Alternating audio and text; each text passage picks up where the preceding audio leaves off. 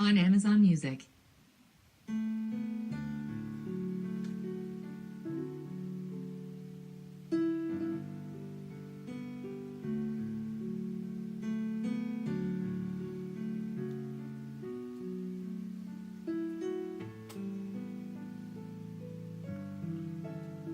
Alexa, stop.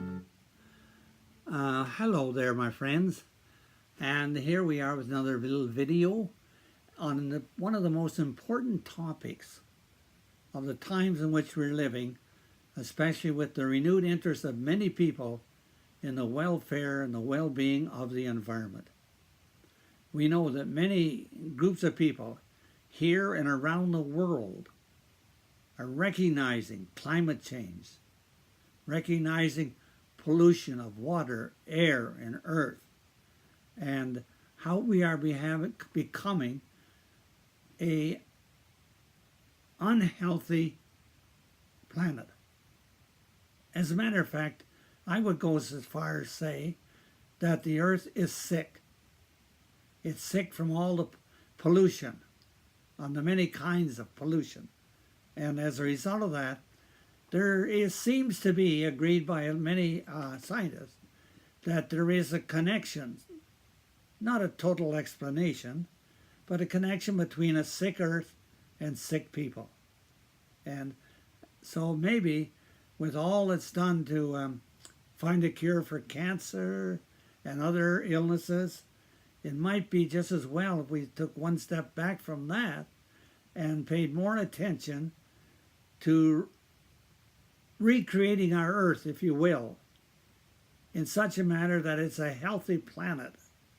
And I dare say that if it was a healthy planet, it would probably contribute to healthy life forms, living creatures, humanity.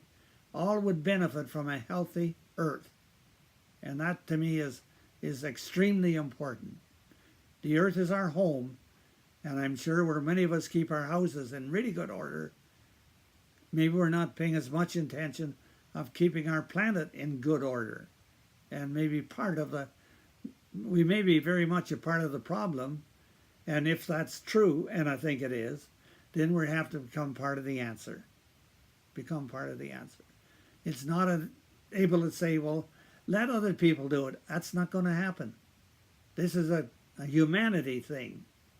And as I say, humanity is, in a sense, responsible for the illness in our world, and we have to become the answer as well.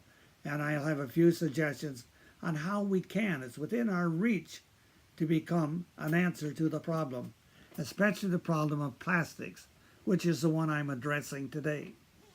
Now, we know that the first plastics were made about 150 years ago. And it was a wonderful thing when they first discovered it and the formula for it. And it was the kind of plastic we have today, of course. They have improved it very, very much. It's a much stronger plastic, if you will.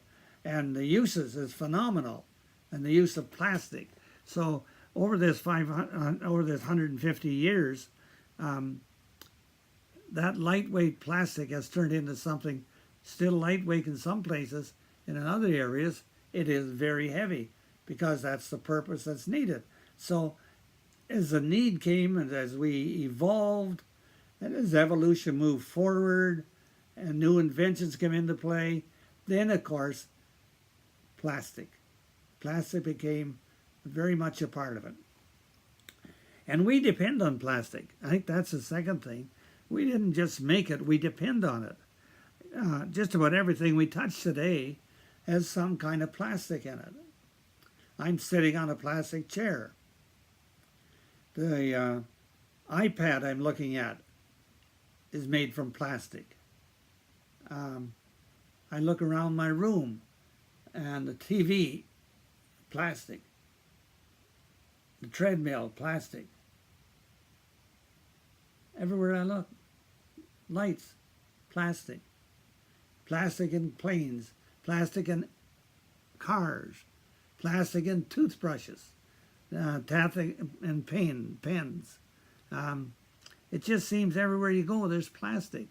And it's been good There's no question about it.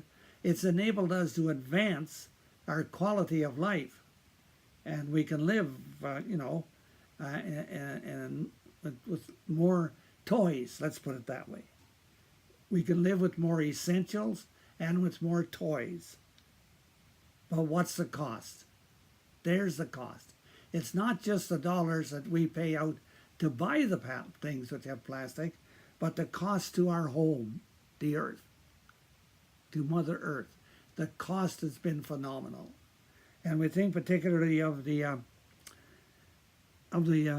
pollution, the pollution of the air, the ground, and the water, and the realization that 40% of the plastic used ends up in the ocean. And the reason is it's discarded. It ends up in rivers, and it flows through the rivers into the ocean, and flows into the ocean, and the ocean currents then take it to certain places and deposit it. So you have mountains of plastic in the ocean, mountains of plastic. A friend of mine was on the holidays, and he went swimming in the ocean. And when he came up out of the water, there was plastic all over his body, because it's a mountain of plastic there, and he wasn't aware of it, but he wore plastic out of the water because it was so common. And so we have to be aware then that plastic is everywhere. It is everywhere. And as we said, 40% of it is only used once and then it's tossed. And 9 million tons of it end up in the ocean every year. 9 million tons of plastic ends up in the ocean every year. Can you imagine that? And you know as well as I do, plastic does not break down.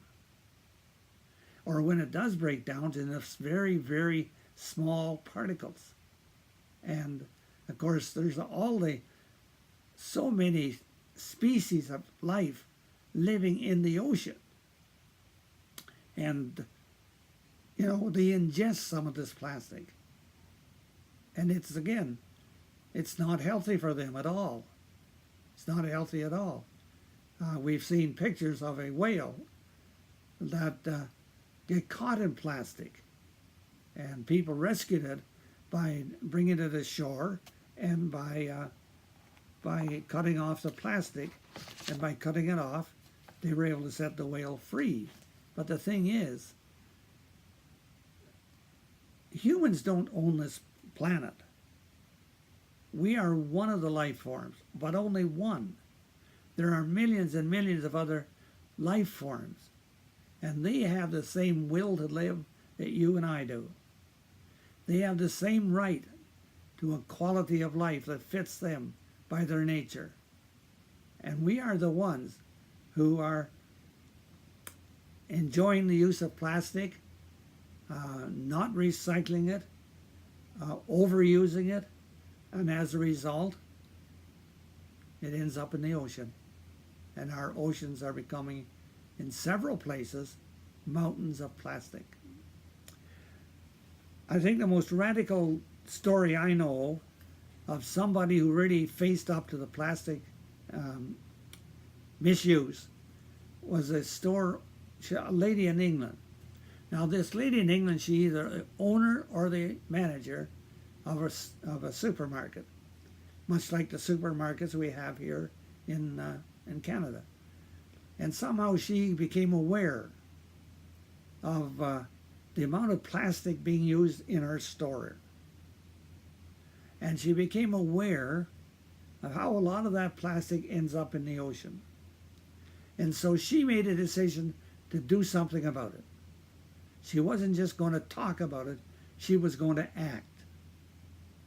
And she gave herself 3 weeks. She gave her suppliers 3 weeks.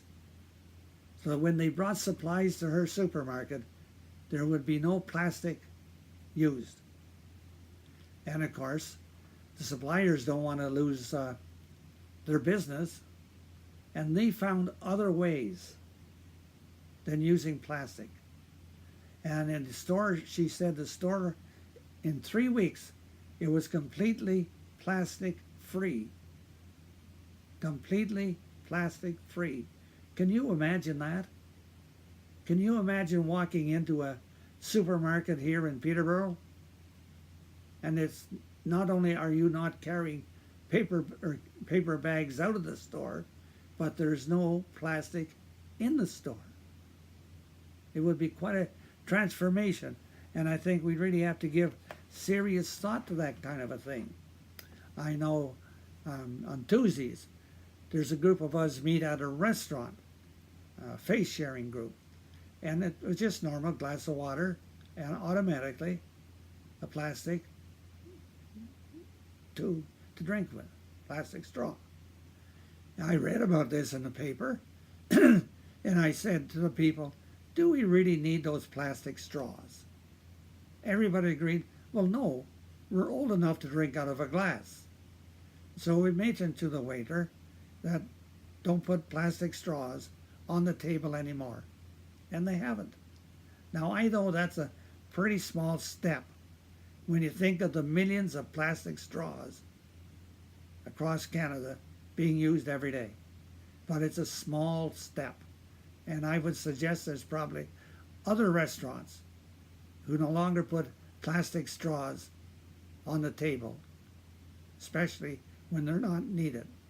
So there's half a dozen suggestions I have for you, which I think are within our grasp. Our grasp. Now we know there are many organizations that have a public voice because there's a large number of people belonging to that group. But for you and I, ordinary citizens here, I think there's some things we can really do. And then when people hear about it, they in turn may say, well, you know, maybe I could do the same thing. But we've got to raise the consciousness of people to become aware of the seriousness of plastic in our oceans, of pollution. We've got to raise the awareness, because I think if people became aware, they would act. It's when we're not aware, when we haven't been awakened, that we just carry on as usual. As usual. But once we're awakened, then we have to act. And I think that's the big thing I want to say in this video is wake up. Wake up and see. See plastic. The overuse of it. The misuse of it. The harmful consequences of it. And what can you do? Well, I would suggest number one is give up plastic bags. I know when I go to the shop every day, I don't go every day, once a week like you do. When I go to the store, it's so easy when you're coming out. Do you want a bag? Oh yeah, sure. And then I realize, oh, wait a minute. I got all kinds of bags at home that are not plastic. Why am I not taking a couple of them to the store? I see other people bringing in bags, and they don't say yes to a plastic bag.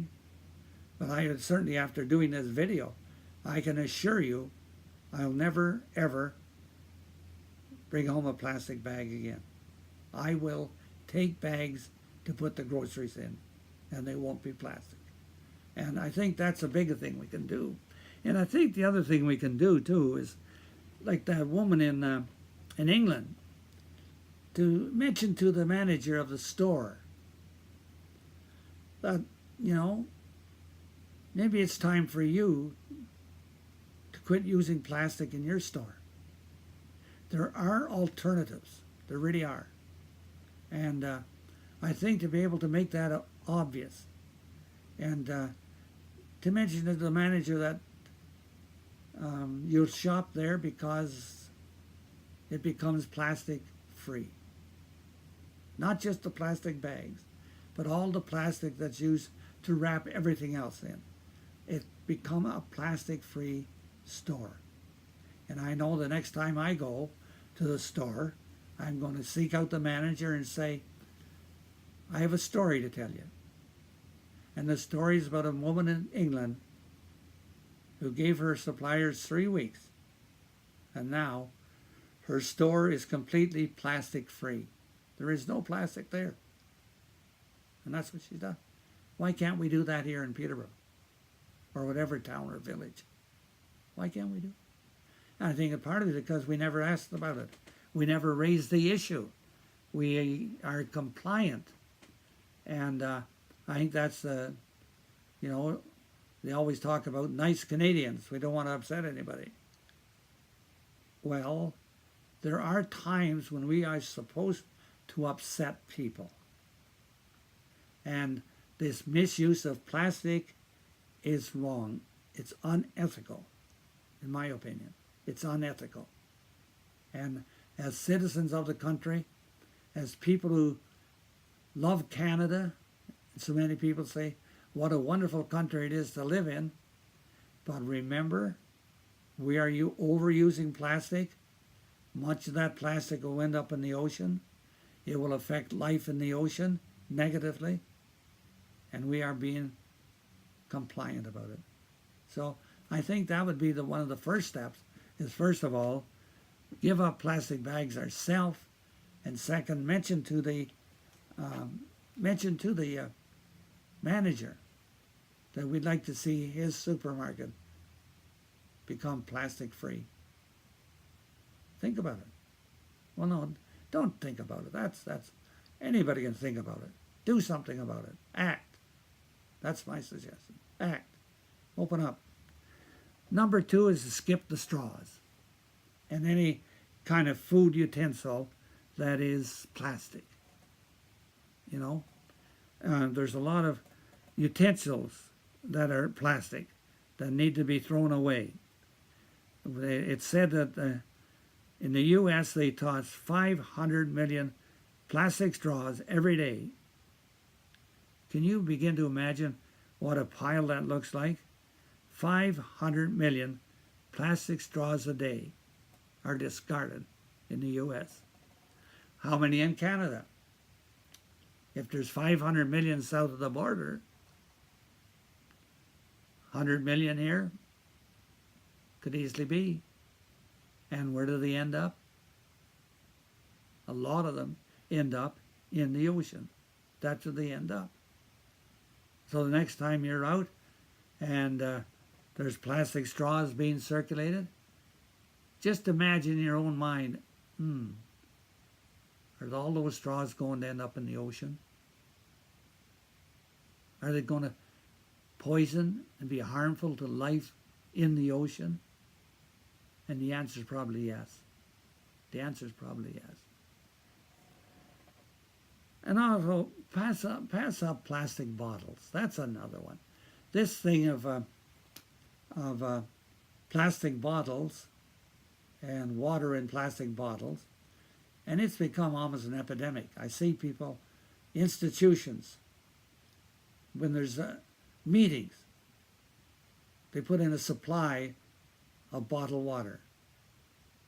Bottled water. I see people coming to church, plastic bottles, water. I see people in a school, plastic bottles, water. Why can't we drink water out of a tap? I've been drinking water out of a tap all those years, and I'm 87 years old, still drinking water out of a tap.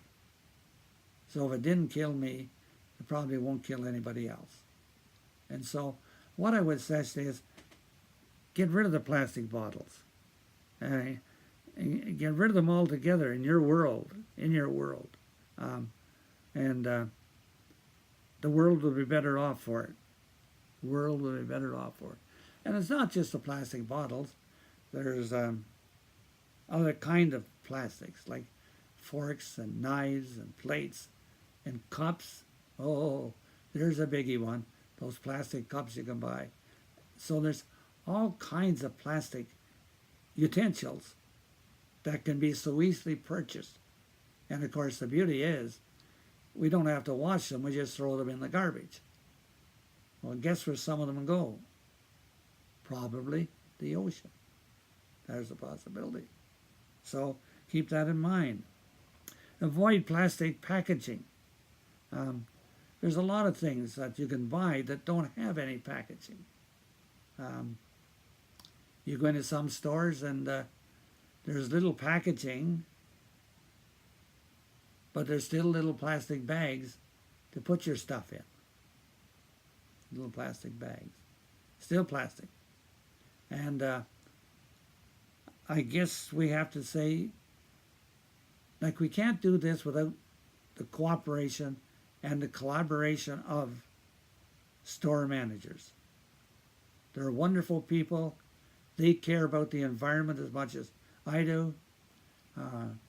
But maybe that nobody's ever really raised the issue with them, that they should have packaging of the various foodstuff, but packaged without plastic.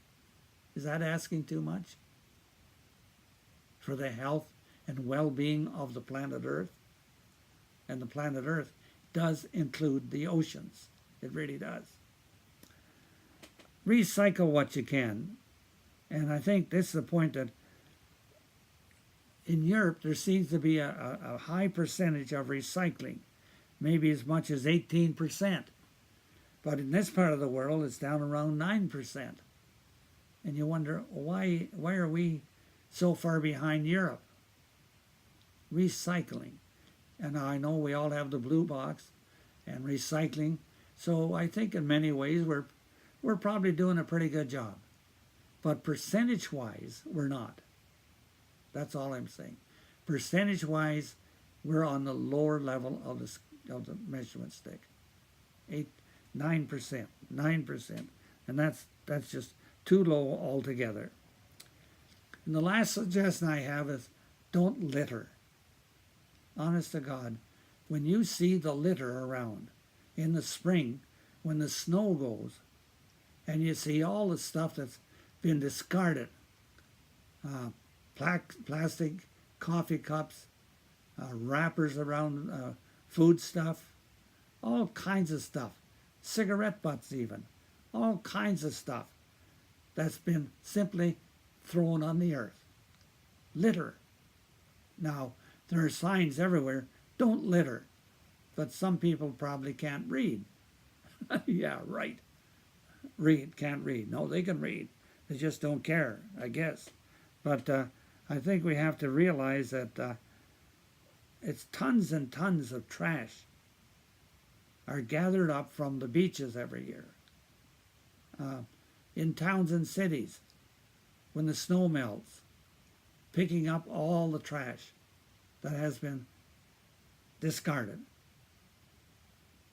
Thoughtlessly, I think. I don't think people are doing this with any kind of malice. Of course not. Of course not. It's just a matter of having their consciousness raised, so they would say, no, there's a trash can here somewhere. Let's throw it in the trash can. But just don't throw it on the street.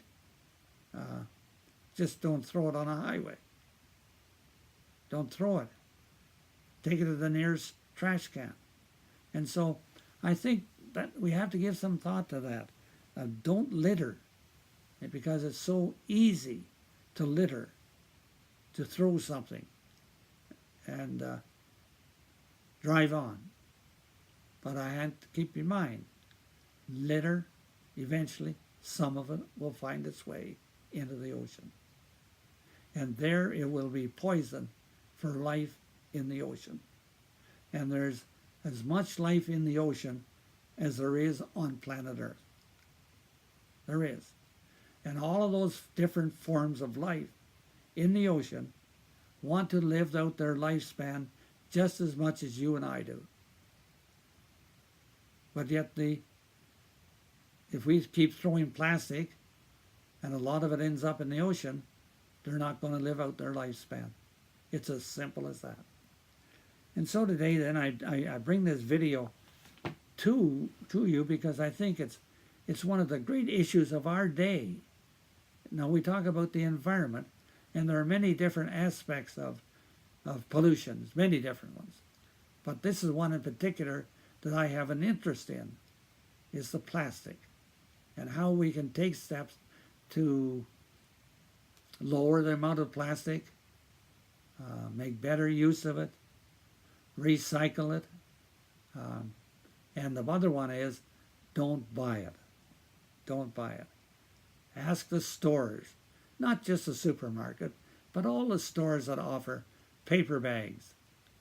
Say no, no, I'll bring my own bag. I'd ask you to don't wrap your product in plastic. Don't do it. And so, in a sense, when enough people become aware or awakened and can see this, then don't just think about it. Don't think, I should do something. Go do it.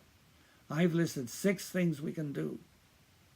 And one of them is to speak to the owners, the managers of stores, and very nicely, very firmly, very kindly suggest to them, or even a little stronger than suggest, that you'd like to see their store and that you would use their store more frequently if they discontinued the use of plastic. Bye.